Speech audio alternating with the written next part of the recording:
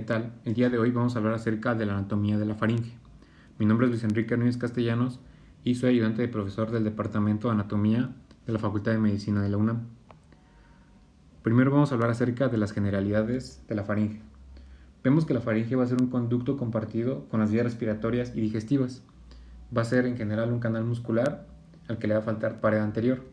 Esto debido a que anteriormente se va a continuar con la cavidad nasal en su tercio superior, en su tercio medio se continúa con la cavidad oral y en su tercio inferior se va a continuar con la abertura laríngea, que va a ser la entrada a la laringe. ¿Sí? Entonces, en promedio vemos que su longitud aproximada va a ser de unos 15 centímetros.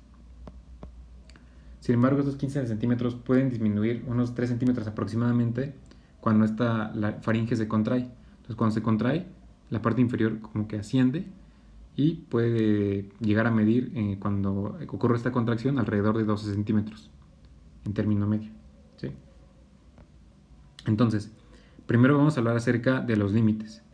Vemos que el límite superior va a ser la base del cráneo y el límite inferior se va a encontrar a nivel de la sexta vértebra cervical.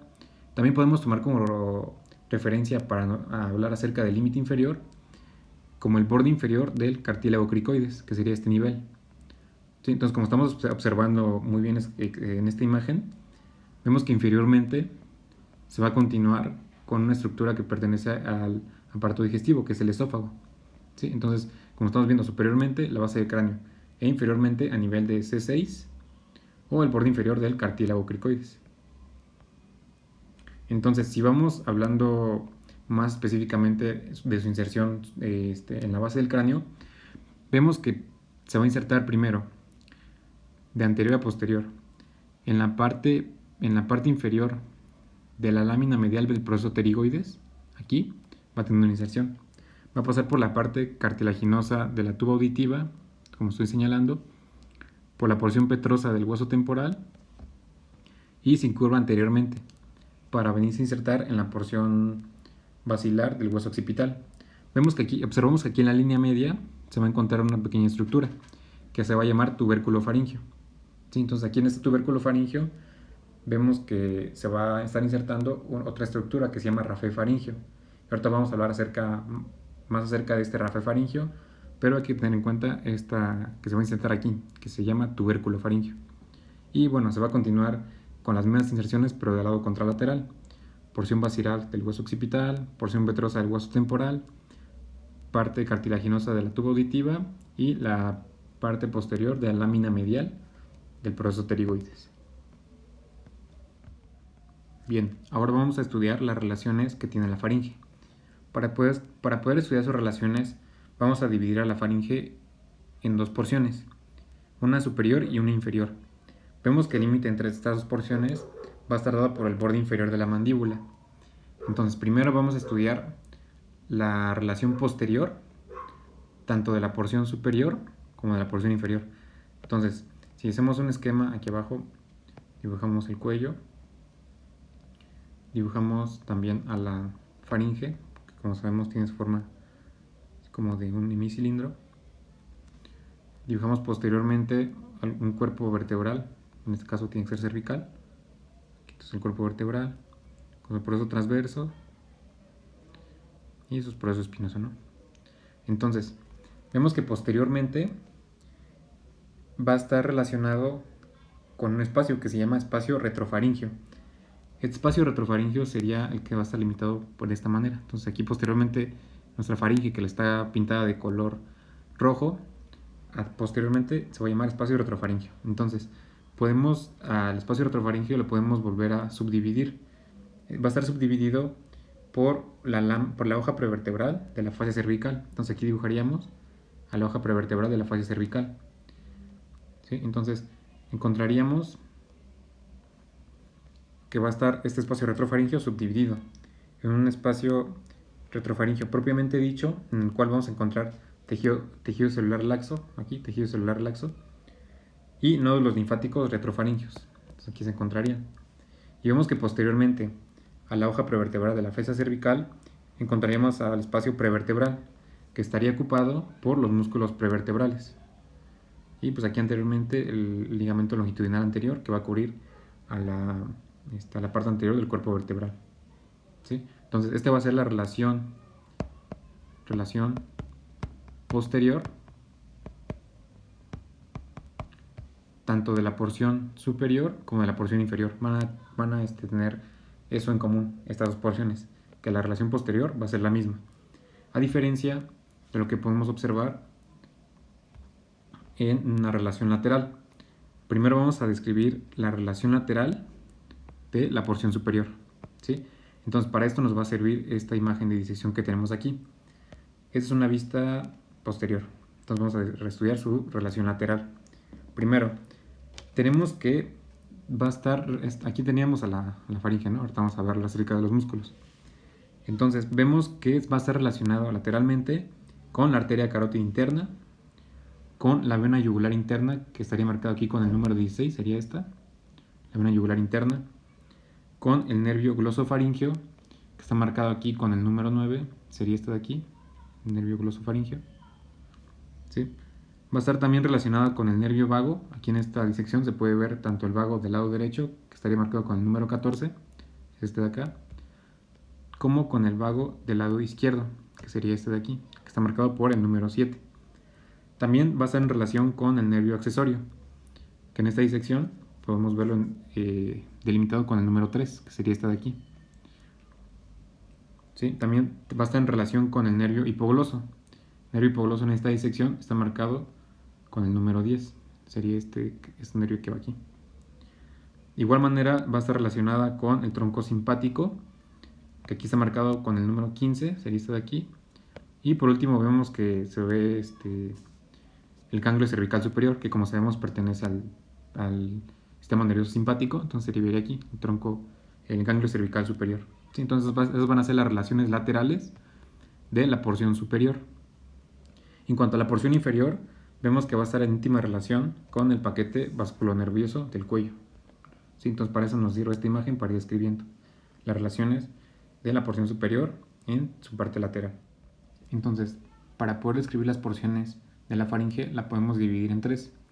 Superiormente encontraríamos a la nasofaringe, en la parte media a la orofaringe y en la parte inferior a la laringofaringe. Y como ya mencionamos hace rato, la faringe se va a continuar en la parte inferior a nivel de C6 con el esófago. Entonces primero vamos a describir a la nasofaringe. Vemos que la nasofaringe va a ser la porción más superior y podemos describirle como un cubo 6 caras. En la cara anterior vemos que va a estar formada, va a tener comunicación a través de las coanas con la cavidad nasal. La pared superior va a estar formada por la porción basilar del hueso occipital y por parte de la cara inferior del cuerpo del hueso esfenoides. ¿Sí? Entonces aquí también en esta cara superior se puede observar una acumulación de tejido linfoide que se llama amígdala faríngea. Entonces aquí encontraríamos superiormente a la amígdala faríngea.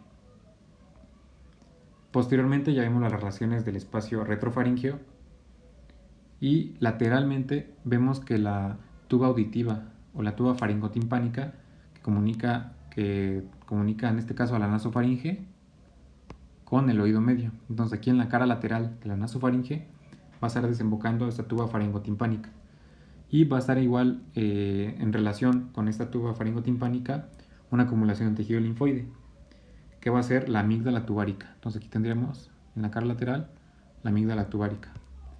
Entonces si pasamos a ver una imagen de un corte medio sagital de la faringe, ahorita vamos a hablar acerca primero de la nasofaringe, en eso estamos. Entonces si vemos los relieves en esta vista medio sagital, primero encontraríamos, como ya mencionamos, al rodete tubárico, que va a ser la elevación que va a provocar la entrada de la porción cartilaginosa de la tuba auditiva. ¿Sí? Entonces igual encontramos aquí la apertura faríngea de la trompa faringotimpánica, aquí es donde se comunicaría con la nasofaringe, y superiormente al rodete tubárico y detrás del pliegue salpingofaringeo, que el pliegue salpingofaringeo va a estar formado por el músculo salpingofaringeo, que ahorita vamos a hablar acerca de él, encontraríamos a que es el receso faríngeo. ¿Sí? Entonces estas son las estructuras que se van a encontrar aquí en la pared de la nasofaringe y nada más como a modo de recordatorio, encontraríamos lo que ya mencionamos en su pared superior, que es la amígdala faringe. Y bueno, aquí se encontraría dentro, pues como tal, igual la amígdala tubárica. Por aquí estaría encontrándose la amígdala tubárica. Ahora, si continuamos con el estudio de la nasofaringe, pero si vemos una vista posterior de la nasofaringe, entonces aquí vemos en la imagen de la derecha una disección y en la imagen de la izquierda un esquema. Entonces con estas imágenes podemos seguir describiendo a la nasofaringe. Entonces, como mencionamos aquí superiormente, la amígdala faringe. Aquí en esta estructura serían las coanas, y si nosotros continuamos aquí anteriormente, caeríamos en la cavidad nasal. De hecho, aquí se ve el meato medio y el meato inferior, ¿sí? Y pues igual, con la llegada de la tuba auditiva, que forma el rodete tubárico, el rodete elevador, que va a estar formado por el músculo elevador del velo del paladar, y nos falta mencionar nada más el límite inferior de esta nasofaringe, que va a estar formado por el paladar blando, que sería este de aquí, sería la úvula y el paladar blando. Entonces, si nosotros vemos el límite tanto inferior como superior de la nasofaringe, sería este, ¿no? Entonces el límite inferior estaría formado por el paladar blando, y el límite superior pues sería por la porción basilar del hueso occipital, y por la cara inferior del cuerpo del hueso esfenoides estaría aquí. Entonces esto que estoy marcando como tal, nuestra disección sería la nasofaringe, ¿sí? Bien, la siguiente porción que sigue para estudiar para la faringe es la orofaringe. Vemos que la orofaringe se va a continuar anteriormente con la cavidad oral, y el límite entre la cavidad oral y la orofaringe va a estar dada por el istmo de las fauces, ¿sí? Vemos que el istmo de las fauces va a estar formado superiormente por el paladar blando, que encontraríamos aquí, que ya describimos, y este paladar blando va a formar el límite superior de la orofaringe, ¿sí? Entonces este paladar blando de igual manera va a formar parte del istmo de las fauces. Inferiormente vemos, bueno, aquí esquemáticamente pondríamos la lengua. Inferiormente va a estar formado por la base de la lengua, ¿sí? El istmo de las fauces, inferiormente la base de la lengua. Y vemos que lateralmente vamos a encontrar un pliegue, que es el pliegue palatogloso, ¿sí? Este pliegue palatogloso va a estar formado por el músculo palatogloso. Entonces va a formar un relieve en la mucosa y va a formar el pliegue palatogloso.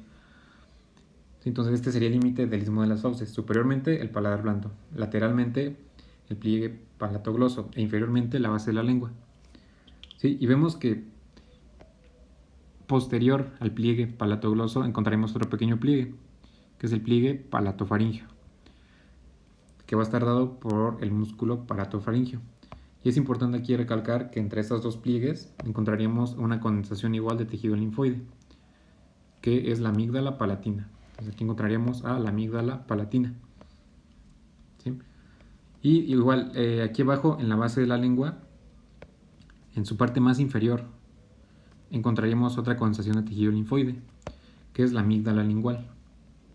Entonces aquí encontraríamos igual en la pared anterior de la orofaringe, en su comunicación, en su límite para comunicarse con la cavidad oral, vemos todas estas estructuras, ¿sí? Posteriormente ya hablamos las estructuras que se relacionan con el espacio retrofaringeo, y vemos que el límite inferior de la orofaringe va a estar dado por el borde superior del epiglotis, ¿sí? Entonces si vamos describiendo la nasofaringe en esta imagen, es lo que encontraríamos aquí de color naranja. Entonces aquí la orofaringe.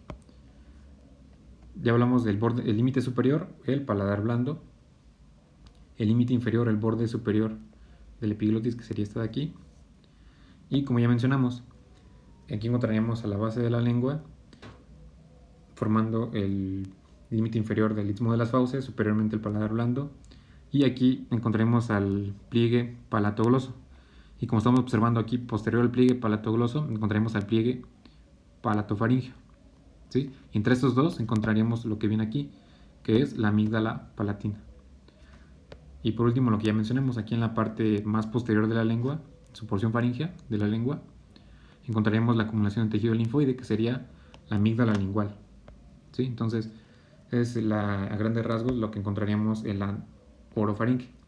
Entonces, si pasamos a esta vista que ya habíamos descrito, pero en la nasofaringe, como ya mencionamos, límite superior de la orofaringe, el paladar blando, el límite inferior, el borde superior, pero de la epiglotis. ¿Sí? Entonces, aquí observamos que la base de la lengua va a estar comunicándose con la epiglotis por medio de unos pliegues mucosos. Entonces van a ser como laterales, y vemos que aquí en la parte lateral vamos a caer a con una pequeña depresión. Aquí a esta depresión se le va a llamar vallécula. De igual manera, de hecho se veía mejor en esta imagen. Lo que encontraríamos aquí está, vallécula epiglótica, que como ya mencionamos va a ser un pliegue mucoso que comunica la lengua. Vamos a ponerle otro color para que se diferencie. Comunica la lengua con la epiglotis. Entonces aquí encontraremos a esta depresión que se llama vallécula. Y ahora si analizamos esta imagen pero en la disección, igual vemos límite superior, paladar blando, límite inferior, borde superior de la epiglotis. Entonces aquí, si nosotros continuamos anteriormente, ¿no?, llegamos a la cavidad oral. ¿Sí? Entonces esta sería la lengua, esto que está aquí. Y como mencionamos los repliegues, entonces si nosotros vamos inferiormente hacia acá, nosotros caeríamos en lo que ya denominamos unos pliegues mucosos que se llaman. Por último, vamos a hablar acerca de la laringofaringe. La laringofaringe va a estar delimitada superiormente por el borde superior de la epiglotis e inferiormente por la parte superior del esófago, o a nivel del disco del cuerpo vertebral C6, que como mencionamos al inicio del video, va a ser el límite inferior de la faringe. Entonces, si lo vemos en este esquema, estaría representado de color azul la laringofaringe. Entonces, el límite superior, el borde superior de la epiglotis, y el límite inferior, el borde superior del esófago. ¿Sí? Entonces, si lo volvemos a ver, pero en esta vista, que es una vista posterior, vemos cómo va a estar dada por el límite inferior el límite inferior estaría dado por el borde superior del esófago y por la borde superior de la epiglotis. Vemos que en la parte lateralmente se van a encontrar unos pequeños recesos mucosos, que va a ser el llamado receso piriforme. Este receso piriforme va a estar entre la parte central de la laringe y la parte más lateral del cartílago tiroides. Entonces vemos que anteriormente esta laringofaringe se va a continuar con la apertura laringe. Entonces la parte anterior, para que haya una comunicación con la laringe, va a estar dada por la abertura laringea, por la abertura laringe. Entonces igual, si vemos en nuestra imagen de disección, como ya estuvimos delimitando, el límite superior va a estar dado por la parte superior de la epiglotis y el límite inferior por lo que sería aquí. Entonces lo que aquí a ese nivel ya encontraríamos a lo que se continúa, que es el esófago. Entonces lateralmente encontraríamos a estos recesos que ya mencionamos, que son los recesos piriformes, serían estos de aquí. ¿Sí? Entonces estas de forma muy general son las porciones que tiene la faringe, recordando nada más, superiormente la nasofaringe, en la parte media la orofaringe e inferiormente a la laringofaringe. Ahora vamos a pasar a hablar acerca de los músculos de la faringe. Vemos que los músculos de la faringe van a estar compuestos, podemos dividirlo de forma general en dos: músculos constrictores y músculos longitudinales. Los músculos constrictores, como su mismo nombre lo indica, va a ser una constricción de la faringe, van a disminuir el diámetro de la faringe. Entonces vemos que de los músculos constrictores vamos a tener tres: el músculo constrictor superior, el músculo constrictor medio y el músculo constrictor inferior. Ahorita vamos a ir describiendo su inserción y vamos a ver imágenes de estos. Y en cuanto a los músculos longitudinales, vemos que la función que van a tener es la de elevar la faringe. Y de igual manera van a ser tres músculos. Vemos que van a estar formados por el músculo estilofaringeo, por el músculo salpingofaringeo y por el músculo palatofaringeo. ¿Sí? En cuanto a la inervación de todos los músculos de la faringe, todos van a estar inervados por el nervio vago. Sin embargo, aquí vamos a tener una excepción. El músculo estilofaringeo va a estar inervado por el nervio glosofaringeo. Entonces todos, vamos a anotar aquí, todos menos el músculo estilofaringeo. Porque como ya mencionamos, va a estar inervado por el noveno par craneal, que es el glosofaringeo. Estilofaringeo. ¿Sí? Esto va a ser, bueno, ya estamos escribiendo la función y la inervación de los músculos. Ahora vamos a describir su inserción. Primero, el músculo constrictor superior se va a insertar en la pared, en la parte inferior de la lámina medial de la apófisis pterigoides. Entonces aquí estaría insertándose, ¿no? De igual manera vemos que se va a estar insertando en este ligamento, que es el ligamento pterigomandibular. Este ligamento pterigomandibular pues va a ir del gancho de la apófisis pterigoides a la cara interna de la mandíbula. Y vemos que, bueno, aquí como ya mencionamos, se va a insertar el músculo constrictor superior. ¿Sí? Aquí hay que recalcar también que este ligamento pterigomandibular anteriormente le va a dar inserción a otro músculo, que es el músculo buccinador. Entonces aquí anteriormente el ligamento pterigomandibular va a estar dando la inserción al músculo buccinador. Y posteriormente, como ya mencionamos, está dando la inserción al músculo constrictor superior.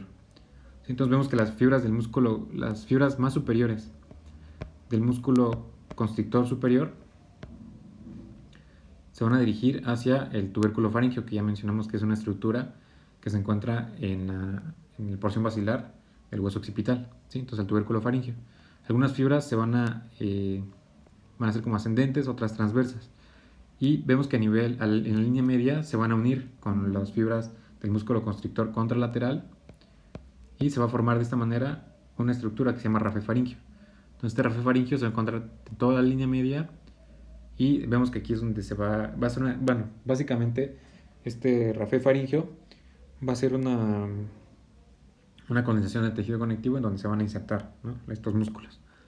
Entonces aquí estamos viendo el constrictor superior. Si lo vemos en esta imagen de disección, pues vemos se encontraría aquí, ¿no?, en esta desinserción que ya mencionamos hacia la parte contralateral. Y si vamos a sentarnos aquí en la línea media que ya mencionamos que se encuentra el rafe faríngeo. Después tenemos al músculo constrictor medio. El músculo constrictor medio se va a insertar en esta estructura que se llama ligamento estilomandibular, que es este de aquí que le estoy marcando, que va del proceso estiloides, que es este de acá, hacia el asta menor del hueso yoides. ¿Sí? Entonces, vemos que en la parte más inferior de este ligamento estiloioideo se va a insertar, ¿no?, este músculo constrictor. De igual manera se va a insertar en las astas mayores del hueso yoides. Entonces vemos cómo sus fibras, algunas van a ascender, se van a entrecruzar con las contralaterales y, como ya mencionamos aquí, se dirigen hacia el rafe faríngeo. Como ya mencionamos, bueno, aquí estaría el asta mayor del hueso yoides y vemos cómo sus fibras se dirigen. Si lo vemos en la disección, igual las fibras se encontrarán en la parte media, como su mismo nombre lo indica, ¿sí?, dirigiéndose hacia la parte posterior y entrecruzándose a nivel del rafe faríngeo. Y por último tenemos al músculo constrictor inferior. Este músculo constrictor inferior se va a insertar en la línea oblicua del cartílago tiroides, que sería esta de aquí, y en parte del cartílago cricoides. Entonces vemos con sus fibras más inferiores, bueno, van a como abrazar aquí a la parte superior del esófago. Sus fibras superiores van a ascender y se van a cruzar con las del lado contralateral, como ya vimos aquí, como ya describimos en los otros dos músculos constrictores. Entonces vemos cómo van a ascender y se van a unir con la parte contralateral, ¿sí? Igual, si lo vemos en la disección, van a ser las fibras más inferiores, como su mismo nombre lo indica. Entonces en eso no hay pierde en cuanto a los músculos constrictores. ¿Sí? Entonces, como ya mencionamos, estos músculos constrictores van a estar inervados inervados por el nervio vago. Entonces ya hablamos acerca de los músculos constrictores. Si hablamos acerca de los músculos longitudinales, primero tenemos al músculo estilofaríngeo, que ya recalcamos que va a tener diferente inervación, va a estar dada por el glosofaríngeo.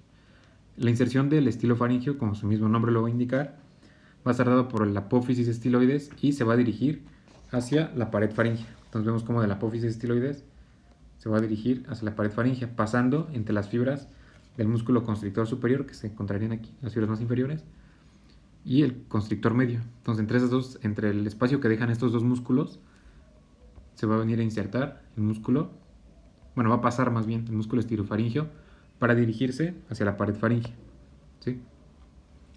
Los otros dos músculos longitudinales restantes va a ser el músculo salpingofaringeo, que se va a insertar en la cara inferior de la terminación faríngea de la trompa auditiva, su porción cartilaginosa. Vemos cómo desciende y para venirse a insertar en la pared faríngea. Y de igual manera, por último, tenemos al músculo palatofaríngeo. El músculo palatofaríngeo se va a insertar en la aponeurosis palatina, aquí el paladar blando, y se va a dirigir de igual manera como los otros músculos longitudinales hacia la pared faríngea.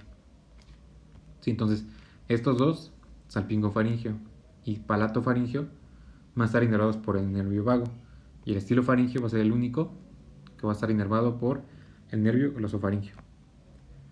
¿Sí? Ahora, vamos a hablar acerca de la fascia faríngea. Esta fascia faríngea vamos a encontrar dos. Uno, la fascia bucofaríngea, que se va a encontrar en la parte externa de la faringe. Bueno, así en la parte externa de la pared muscular de la faringe, y va a ser un componente de la capa pretraqueal de la fascia cervical. ¿Sí? Vemos que la parte que va a estar recubriéndolo en su cara interna va a estar dada por la fascia faringobasilar. La función de esta fascia faríngea va a ser de reforzar la pared faríngea donde el músculo va a ser deficiente. Como vemos, los músculos constrictores van a dejar pequeños espacios, como el de aquí, por donde pasa el estilofaríngeo. Entonces, por ejemplo, estos espacios van a ser rellenados y van a estar reforzados por esta fascia, que es la fascia faríngea, que ya mencionamos que tiene un componente externo, que es la fascia bucofaríngea, y un componente interno, la fascia faríngea. En cuanto a la vascularización de la faringe, vemos que va a estar dada por ramas de la arteria, en la parte superior, por ramas de la arteria carótida externa. Como nosotros ya sabemos, la arteria carótida externa, una de sus ramas posteriores va a ser la arteria faríngea ascendente. Entonces esta se va a ir a irrigar la parte superior de la faringe. De igual manera, otra de las ramas de la arteria carótida externa es la arteria facial. Dentro del trayecto de la arteria facial, como nosotros sabemos, pasa a superior y bordea la glándula submandibular. Entonces cuando en el vértice de ese borde, como que esa forma cóncava, vemos que de ahí a ese nivel van a salir una rama tonsilar y la arteria palatina ascendente. Aquí lo importante a recalcar es la rama tonsilar.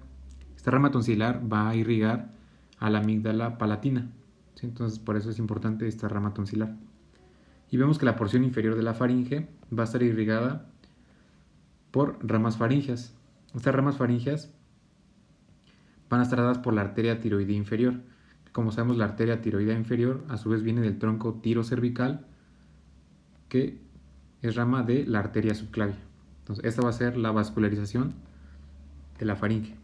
En cuanto al drenaje linfático y el drenaje venoso, vemos que el drenaje venoso va a estar dada por un plexo venoso faríngeo. Entonces va a estar como este plexo venoso que a su vez va a drenar en el plexo pterigoideo. Y como sabemos, ese plexo pterigoideo drena a la vena yugular interna. En cuanto al drenaje linfático, vemos que se van a encontrar nódulos linfáticos retrofaringeos, que ya vimos, que ya explicamos en el espacio retrofaringeo, cuando vimos las relaciones de la faringe, nódulos linfáticos paratraqueales y nódulos linfáticos infraioideos, que se van a encontrar aquí, ¿sí? Y de igual manera, aquí hay que recalcar el drenaje linfático de la amígdala palatina, que va a ir directamente a drenar hacia el nódulo yugulodigástrico, ¿sí? Que se va a aplicar sobre la vena yugular interna. Vemos que el anillo linfático faríngeo va a ser una colección de tejido linfoide que va a estar en la mucosa de la faringe, circundante a la cavidad nasal y a la cavidad oral. Cuando nosotros describimos a la nasofaringe mencionamos que había tonsilas o amígdala faríngea y amígdala tubárica. Y de igual manera, cuando estábamos describiendo a la orofaringe, nosotros hablamos acerca de la tonsila o amígdala palatina y a la tonsila o amígdala lingual. Entonces, estas tonsilas van a formar lo que se llama anillo linfático faríngeo. Y por último tenemos al plexo faríngeo. Vemos que el plexo faríngeo va a estar formado por el ramo faríngeo del nervio vago, ¿sí? Entonces, que sería este de aquí, el ramo faríngeo del nervio vago, por los ramos del nervio laríngeo externo, que son ramas, o vienen más bien del ramo laríngeo superior, que igual van a ser del nervio vago. Entonces, del nervio laríngeo superior va a dar el nervio laríngeo externo. Entonces, es el que está señalando aquí esta imagen. Y también van a ser ramos faríngeos del nervio glosofaríngeo. Entonces, van a ser estos. Van a estar dándole la inervación sensitiva a esta parte de la faringe. Aquí también hay que recalcar, bueno, a la parte inferior más bien, porque de la nasofaringe vemos que su parte sensitiva va a estar dada por un ramo faríngeo del nervio maxilar, que como sabemos el nervio maxilar es de la segunda rama del trigémino. Entonces, la nasofaringe sensitivamente va a estar inervada por el trigémino. La orofaringe va a estar inervada por el nervio grosofaríngeo. Y el nervio vago va a estar inervando a la laringofaringe. Es importante conocer la inervación de la orofaringe debido a que aquí es donde se integra el reflejo nauseoso. Entonces, el reflejo nauseoso, la aferencia va a estar dada por, aquí vamos a anotar, la aferencia va a estar dada por el nervio glosofaríngeo, que estamos viendo que va a inervar sensitivamente al orofaríngeo, y la eferencia va a estar dada por el nervio vago, que como ya vimos, la mayoría de los músculos de la faringe van a estar inervados por el vago, excepto el estilofaríngeo. Entonces, bueno, aquí está la bibliografía que utilizamos para realizar este video. Y de nuestra parte es todo. Espero que les haya quedado claro el tema. Y si tienen alguna pregunta, pueden acudir a las redes sociales del Departamento de Anatomía.